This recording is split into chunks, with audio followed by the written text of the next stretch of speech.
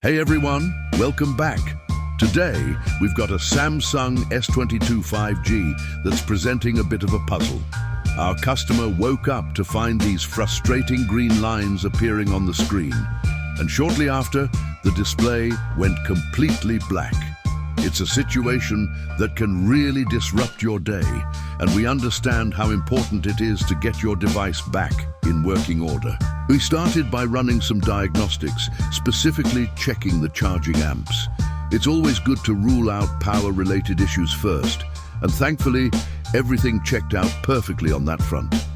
This tells us the problem likely lies elsewhere. Given our findings, the next logical step is a screen replacement. It's a common fix for this type of display issue, and we're confident that a new screen will bring this S22 back to life. We're always aiming to get your devices functioning beautifully again.